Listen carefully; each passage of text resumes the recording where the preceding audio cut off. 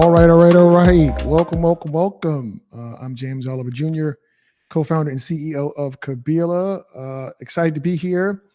And as people begin to hop in, can you just drop in the chat and let us know where you're watching from? Also, since it's just me and you guys want to try to keep this as conversational as possible, drop your questions in the chat as I'm talking. I will do my best to get to all of them. We are together for 30 minutes, looks like.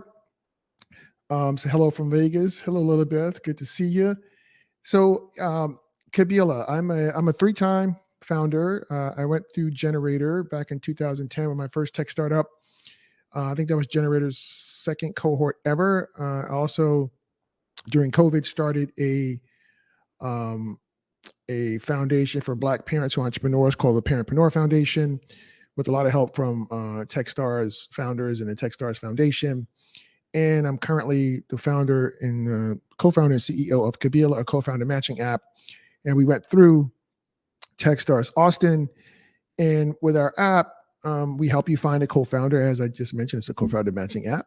So really here, just talk about, to give you all some tips for finding a co-founder and some tips to manage that incredibly important relationship. I don't want to take up the whole time talking, so please, drop your questions in the chat, and I will do my best to get to them. Also, again, just let us know where you're coming from. Lilibeth's coming in from Vegas. Javier, where you coming in from, bro? Let us know. So I'll kind of get right to this. So when I launched my first startup, it was called WeMontage. It was the world's only website to let you turn your digital images into removable photo wallpaper. I was a non-technical founder. We were building software that was extremely complicated. In fact, I cleaned out the last time, I'd say like $35,000 of my savings back then to build this website. And, by the time we got in a Generator, we ended up just blowing up the entire code base and started from scratch. What's up, Yadira from Salt Lake? Let's see, we got Javier coming in from Miami. Monica from Tucson, Arizona. Haziel from Washington, D.C. Everybody, welcome. Kimberly from Hollywood. Welcome. So glad y'all are here. Again, don't be shy. Drop your questions in the chat and or the queue. Actually, put your questions in the Q&A. That'll make it easier for me to keep up with them.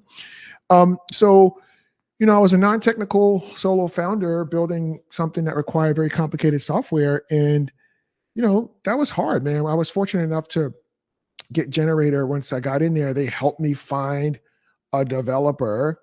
The guy was brilliant. He was, really, really brilliant, but he had his own demons. He was a recovering alcoholic. And, he built some really remarkable code.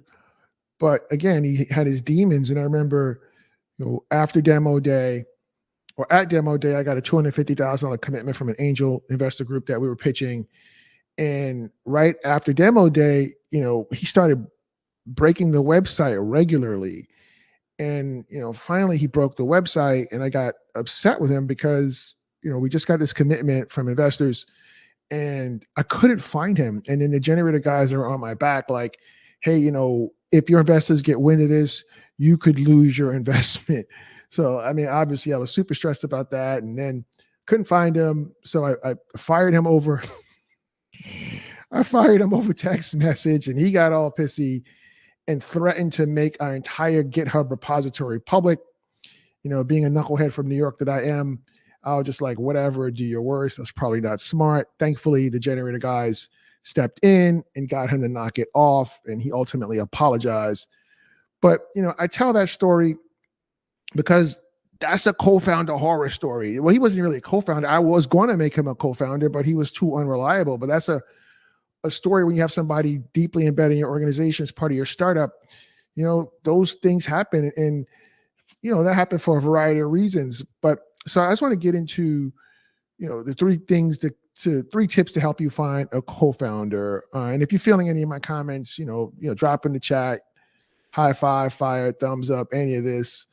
Kimberly says, I've consulted with startups. Being a non-tech founder is really, really tough. Yeah, it's hard, right? It's totally hard. Hayato coming in Miami. What's up? Monica, excited to hear your hard-earned wisdom. Fellow ADHD are here. Lord, I'm ADHD, and it's getting harder and harder, I tell you. So the first tip I think people focus too much on, I just need a technical co-founder, right? Can they code, right? Focusing on the skills. Well, I think the most important thing is to get values aligned. People get hung up on the skills. It matters, but it won't matter if your values are out of alignment, right? So for example, is family important to you?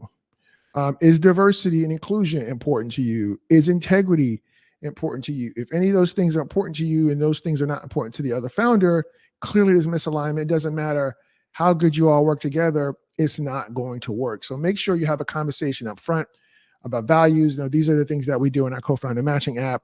We're connecting people based on values, among other things.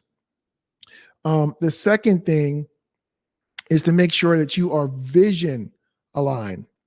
Do you want to have a massive exit?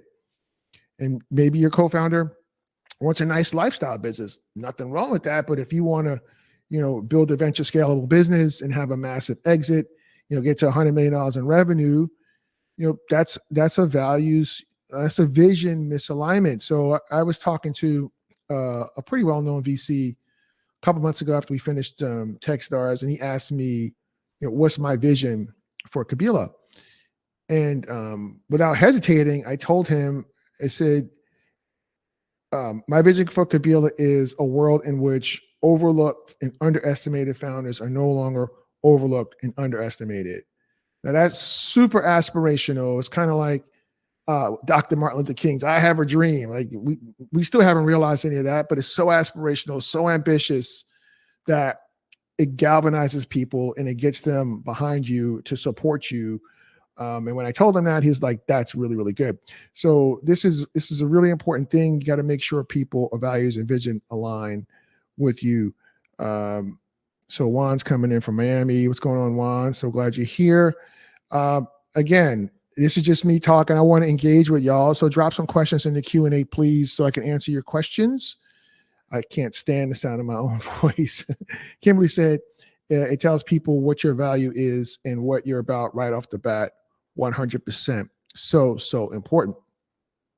So the third tip is, you have to check to make sure the commitment levels are aligned, right?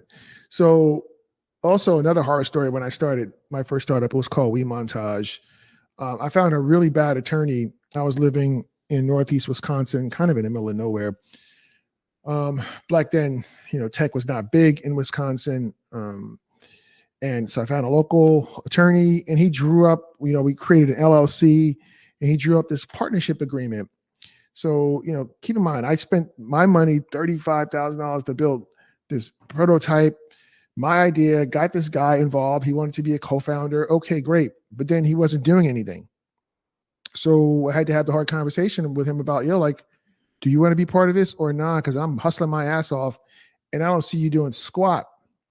So ultimately he was like, he wants to beg off. Okay, fine. But the crummy attorney that we had did not have, a proper vesting schedule or any vesting schedule in the agreement. So I ended up having to commit to pay this dude $18,000 to buy him out of my business. So, it's so important, making sure you guys are equally yoked in terms of how much time. If you want to spend 40, 50 hours a week, but the other person is spending 10 hours a week on the startup, that's a problem. Or maybe it's not a problem. You just adjust the equity allocation accordingly. And again, the main thing there is make sure you have a good attorney. And if you have any thoughts to the contrary about what somebody's commitment level is going to be, I implore you to trust your gut. You have to trust your gut. And like I said, have a vesting schedule with a cliff. Right. Kimberly says no vesting schedule. So many people don't know that. It's huge. You might want to explain how essential having a cliff is. Yeah, 100%.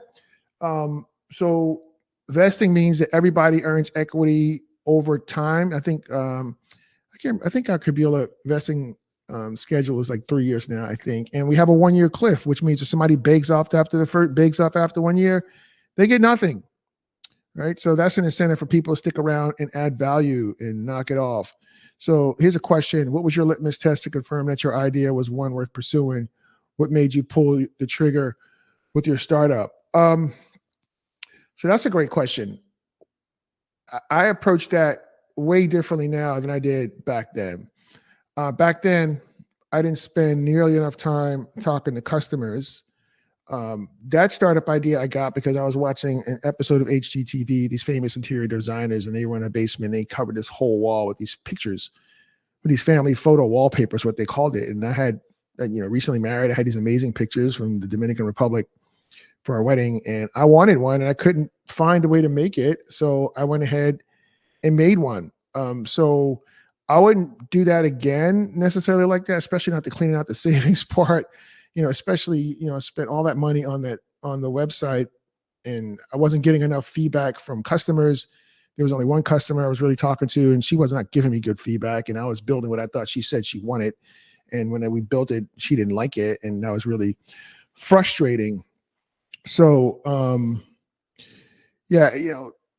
entrepreneurs solve problems they see, right? If you can find out that enough people have the same problem you have, and you could do that easily by just polling some of your friends, family. I used Video Ask a ton when I went through Techstars. We did a ton of customer discovery. So that's what I did differently this time. We did a ton of customer discovery, used Video Ask. We gave people $5 Starbucks gift cards to give us feedback, and we gave them another $5 gift card if they would agree after that round of feedback to let us drill down to get more feedback. So, based on all that customer discovery, we knew that, we felt like the app for the co-founder matching was, we were making a ton of assumptions prior to doing that. But, as we got done with all the customer discovery, we're like, yeah, like this is the way for us to go. So somebody said, how do you protect yourself from patent trolling or patent hoarding as you think of starting a new business? That's not something I ever really had to worry about. My first startup, we filed a provisional utility patent, which our attorneys and our investors, we all agreed that it really wasn't worth the paper it was printed on. We filed for trademark protection for Kabila right now. But other than that, if your product is just software, can you really patent software? I don't know. I guess it depends on what it does. But like with what we're doing right now, we're not so concerned about that. But I would definitely take the time to talk to a great attorney before you did something about those things. Great question. So in terms of going back to the third thing with commitment levels and vesting schedules, you ought to do an equity vesting reset if you take on capital. Like case in point, when I went through Techstars, there was a co-founder team in there, and one co-founder was doing all the work. The other guy was doing nothing. He was all over the country doing political campaigns, doing nothing. But the problem was his equity was already fully vested. And when they went into Techstars, they should have did an equity reset, but they didn't. So he ended up having to buy that guy out. Well, he fired him, but the guy walked away with, 20, 25% equity, which is just horrific. So I know Gust.com has a great equity splitting tool based on different scenarios. This is a question I get all the time about how much equity should I give away? I say as a general rule, if you started from scratch and everybody's equally yoked, we're all going to commit to working this together equally, just split it. We had three co-founders. First we went to Techstars. We just split it 3 ways. I think that's the right thing to do to avoid any hurt feelings. But if you have different scenarios, if somebody could go to Gust.com and do a search for Gust.com co-founder equity splitting tube, if you could drop that in the chat, that would be like enormously helpful if y'all could do that. So just reading through some of these comments here. Yes, vesting schedule is definitely important. Absolutely. How do you keep track of time invested early on, keeping track of sweat equity? I don't look, man, if I got to keep track of what you're doing, I don't want you on my team. You know what I mean? It's not, you don't need to figure it out. It's just either they're pulling their weight or they're not. So Kenny says they have a Kaufman through Techstars is a great class called Venture Deals. It goes through a lot of the terms. Yes. So that's put out by Techstars co-founder Brad Feld. Brad's a very good friend of mine. He wrote the book Venture Deals. He does that. You could Google that. I know they have tons of free videos and such out there around that. The goal of that is for you to be smarter than your startup attorney. That's what that is for. Hayaro, I hope I answered your question okay. But yeah, if you got to keep track of what people are doing, man, you don't want You don't want that aggravation, bro. Like I promise you. And thanks y'all, Kenny and Hyro, for dropping the cofounders.gus.com tool in there. So the next thing I want to talk to y'all about is how to manage some tips to help you manage this really important relationship. Like think about it. Having a co-founder is like having a spouse. I mean, even if it's temporary, right? It's a temporary relationship because ultimately we hope that you'll have a successful exit for the business and you won't be co-founders anymore. You know, when you're married, that's allegedly for life, although 50% of marriages fail. So Val said it really is that serious. So y'all are building something together. It's 100% that serious. And, you know, at the end of the day, this whole thing is about building trust. It's about trust. And for our app, this may sound counterintuitive, but I don't think that our job on the co-founder matching app is to help you find a co-founder. I think our job is to provide you with as many quality in air quotes, right? Because quality is subjective, quality potential co-founders as quickly as possible and to help you get started on that trust building journey as efficiently and as quickly as possible so you can decide as quickly as possible, do I want to keep talking with this person or not? If we do that on our app, we've done an amazing job because right now, 70% of the people looking for co-founder can't find one. And the things that they're doing, they're not really finding quote unquote quality people to even talk to. So it's about building trust at its core. So a couple tips to managing this really important co-founder relationship. Again, if you have questions, just drop them in the Q&A, please.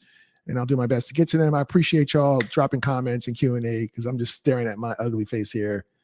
I feel like I'm talking to myself, which I hate the sound of my voice, like I said. Be transparent. That's tip number one for managing your co-founder relationship.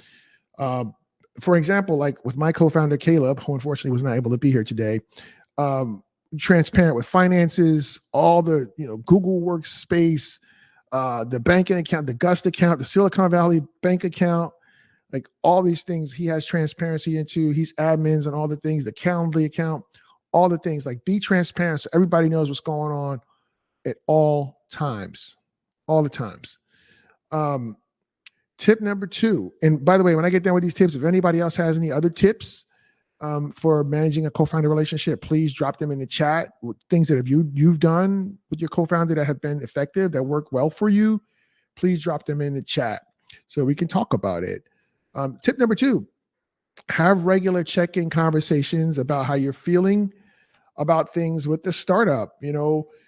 So full transparency, when we went through Techstars, we were advised to spend the entire time talking to customers. We were pre-product, pre-revenue. That's great, but that's so like 2020, 2021, because, when the startup ecosystem was flush with cash, you could take 3 months to figure out what you're going to build and then go raise money on the back of a story, raise $500,000 on the back of a story. But this is 2022 we're talking about. This is the end of 2022. When we were in Techstars, everything changed. Everything changed. And nobody's writing checks for pre-product, pre-revenue startups anymore. And so we were out of money because there were 3 of us. We were traveling back and forth every single week to Austin, Texas, hotels, airfare, meals, salaries. Like we burned through all that money, in the 3 months that we were traveling back and forth like that. And everything changed. The landscape changed. We came out of Techstars as November. I mean, November is a terrible time to be raising capital. Like everybody's, preparing for Thanksgiving. And after that, they're off the grid until January sometime. Right. So we came out, our story wasn't storying anymore based on the current environment. So we basically had to start over, and I'm tell you why I'm telling you this story, but we had to start over. We had to redo our story, our business model. I had to redo the financial model, which financial modeling, like I can do it, but I don't like doing it because of my ADHD. Although I did find a really good tool called brain.fm that is supposedly scientifically proven to help you, in my case, focus. And that helped me with my financial modeling. Brain.fm, I think you can do a free trial for, I don't know, $1 a month or $7 a month or something like that, a trial. Check that out if you have really bad ADHD. I think somebody up there said they had bad ADHD. That helps me a ton. So I had to redo the story. We had to redo the pitch deck. I had some really trusted, influential advisors and investors helping me with that. And after several iterations and, several people crapping on the pitch deck, we finally got the story right. We finally got the business model right. We finally addressed, the concerns, because before going to Techstars was fine, but after Techstars, it was, in the current environment, it was all these concerns about the venture scalability of the revenue for our app. So we flipped the script. So now our business model is, we connect you to your co-founder with our app. We nurture you in our community for help you have better outcomes, and we will invest in you. So we're going to raise a venture fund. That's the new twist we added to our business model. So we had to go back and model all that out in the financial model, get the deck, tell the story. So that's where we are right now. And, that story is resonating way better. We just spun up a WeFunder. If you go to wefunder.com/Kabila, you can see our current WeFunder. But the reason I tell you that story is because when I talked about having regular check-in convos about how you're feeling, not just about what's going on with the business, but how you feeling personally, because let's face it, right? Like, raise your hand if you're founder and sometimes it's a grind and it's freaking hard, right? So, I think that's one thing that Caleb and I do really, really great together. It's just like checking in on how we're doing, how we're feeling. I mean, Caleb's had to go back and get some part-time work to keep eating because, I say we're out of cash. We've had to be very creative about what we're doing to generate capital. So make sure you're checking in with your co-founder about how you're feeling. Again, please drop in the chats. Let me know if you had any good experience working with a co-founder, what you did to effectively manage that co-founder relationship. Thanks for the comments in here. Keep the comments coming. Let me know if you have any questions. And so I have one final point. We have 8 minutes left, so we'll have time for questions if anyone has a question. My final point is we need to have empathy, for each other, for our co-founders. I remember it was a time when we were in Techstars in Austin, and there was like a week, man, where I was completely crapping the bed, man. I was causing problems for the team, not intentionally, by the way. I remember I messed up the pitch deck. So we had a whole process. There was a process we were supposed to follow to get to the next level in our pitch preparation for demo day. And I didn't follow what they told us to do. And we were getting graded on that. And they told us that, you can't move to the next level until you do what we said to do. So that was super embarrassing. So I had to go back to my team and apologize to the team for that because, that slowed us down a half a day. So, again, but because I was transparent, folks had empathy. They're like, all right, no worries. I apologize. They're like, this will never happen again. And it never did. And then there was, I was doing some investor outreach, and I tried to take a shortcut and use Fiverr to get a list of potential investors, which was a massive mistake. You want to take your time yourself. It takes a lot longer, but you want to take the time yourself and know exactly who you think would want to invest in your startup and why. And taking shortcuts like that, there's no way you could do it. And I was sharing that with some really influential investors and friends, and they were like, this is trash. I'm not forwarding any forwardable emails to anybody. You need to go back and do this the right way. And then finally, I was using a CRM to send forwardable emails to try to take a shortcut, and the formatting was all off. It clearly looked like spam. It didn't look like it was coming from me. And again, my friends who are influential investors, they're like, this is trash. I'm not sending this I'm not forwarding this to anybody in my network. So I had to go back and one by one type up these forwardable emails. But this is a very valuable lesson. But again, I had to apologize to my team. That was a hard week because we were already grinding super hard during Techstars. Being in Techstars is like drinking from a fire hose. So that was a hard week. But again, I apologize. The team had empathy for me. Super, super important. We have to have empathy for our co-founders. And finally, my rule of thumb is I have to trust you. I have to like you. We have to be able to execute at a high level together. If any of those three things is a no, I'm sorry, but we can't be co-founders. Period. I got to like you, got to trust you, we got to execute together. Any of those is a no, we can't be co-founders. So, those are my 3 tips for finding a co-founder. Those are my 3 tips for managing a co-founder relationship. We will. We're going to offer, if anyone is looking for a co-founder and wants to get on our app, we're going to offer a 50% discount using our app. I'll collaborate with the Techeria team on how to get you the type form so we could set that up for you.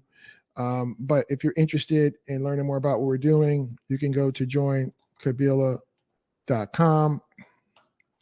If you're in Atlanta, I know Techeria is going to be collaborating with for Tech Tuesdays. So my organization, Kabila, we just kicked it off yesterday with a founder happy hour, which was really amazing. And Techeria is going to be doing an event. I think they're collaborating with another organization for the first one, for the second Tuesdays every month, and then they'll be alternating. So if you're in Atlanta, you can go. I'm dropping this in the chat right now. You can go Tech Tuesdays Atlanta.com. And you can show up, learn more about these Tech Tuesdays events. Really, really dope. Last night was amazing. So that's it. That's all I got. Any questions from anybody?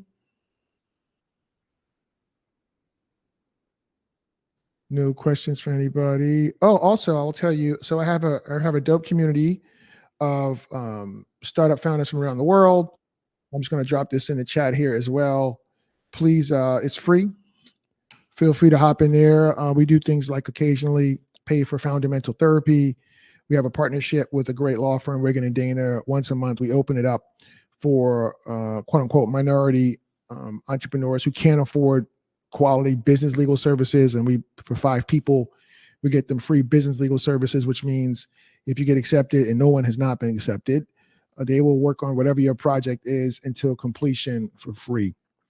We use them for our trademark services, and the only thing we had to pay for was the application with the government, which I think was, I don't know, $250 or $300. So that's us. Hopefully that helped. Again, please check us out at joinkabila.com. If you're looking for a co-founder, you can download our app. Please join our community. I just put my personal invitation link in there. You won't have to answer any questions. That will get you right in. And so that's us. No more questions. We are going to rock out. I appreciate everyone. Have a great day. Ciao.